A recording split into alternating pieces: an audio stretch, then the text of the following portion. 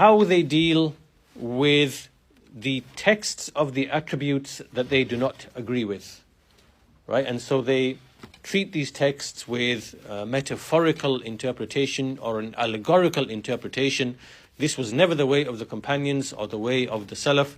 So we illustrated how they basically go around in a circle. So the example that the Shaykh gave, that the Asharis do not affirm the attribute of love for Allah. Allah does not love. And why is that? What does this return back to? Well, it goes back to Aristotle and Plato and Plotinus and those kind of Greek philosophers. And, you know, they said that the first cause or the prime mover does not have body, parts, or passions. And passions here meaning things like love, things like being pleased, things like being angry, right? So all of these groups of kalam, they inherited that philosophy and that kalam. And so when they came to the Quran and the Sunnah and they see that Allah, for example, is pleased with the believers, or Allah becomes angry with the people of disbelief or the people of sin, or with the Yahud or whatever, and they see that Allah loves the muhsineen, right? Allah loves the ones who do right, who do goodness. And so they look at these texts through the lens of that kalam and that philosophy, and they say, well, this is a passion. So this word here, Allah's pleasure, Allah's rida, or Allah's mahabba, this cannot really be mahabba, right? So then they have approaches as to how they deal with these texts. And so one of them is they say, well, okay, it's not really mahabba, it really means irada, it means the intent or the desire to reward. So they explain it away as irada.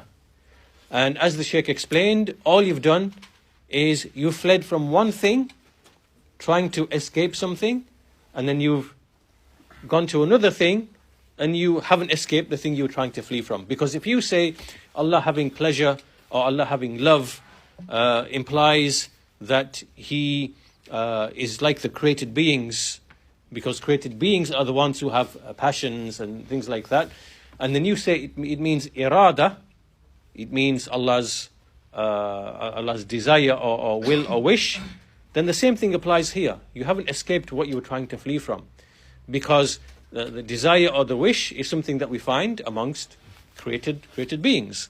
So why is mahabba or pleasure, for example, not befitting Allah, even though Allah Himself ascribed that to Himself, yet irada is, and irada is a wish or a desire. So this is a contradiction. And then after that they say, well, no, irada means reward. It means the actual reward itself. And so, again, this is just kind of linguistic messing around with words. Because if you say Allah's love is the actual reward, which is other than Allah, so in this case, Allah's irada, Allah's love is His irada, and when you explain, well, that is equally prohibited according to your principles, then they say, well, no, it actually means reward. And reward is the created thing, which is the actual reward. So in other words, Allah's mahabba is actually paradise.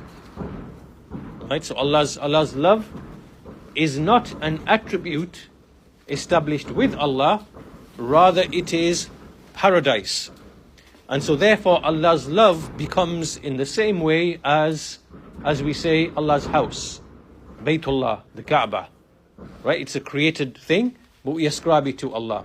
Or we say Rasulullah, we say the messenger of Allah. The messenger is created, but we ascribe him to Allah. So in the same way, Mahabbatullah is not an attribute established with Allah, it is something created that is annexed, that belongs to Allah in that sense. So in that case, if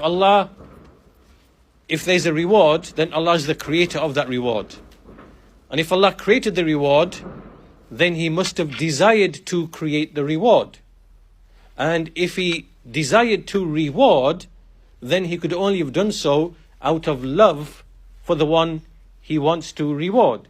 So you haven't escaped what you are really trying to flee from, right? So why are you going playing all of these games, and why don't you just say at the very beginning, say Allah has love, and that love befits His majesty, and it is unlike the love that we have and experience in the creation. Why don't you say that from the beginning?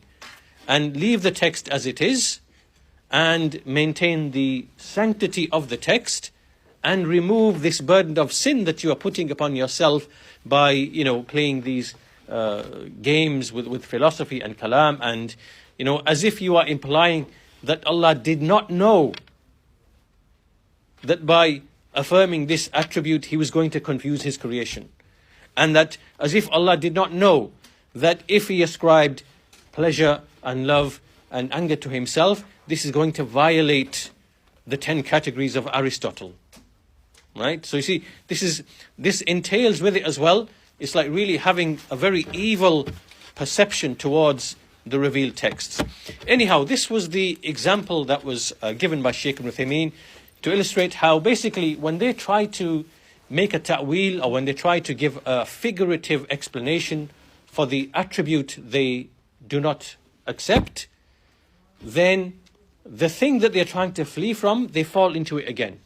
And they just end up going in a long round circle, until they are forced to come to the position to say, well, we affirm Allah's love just as we affirm His hearing and seeing, and we say we don't know the how of that, and it befits Allah's majesty. What, you should have just said the same thing as you do with knowledge, hearing, power, the other attributes that you affirm.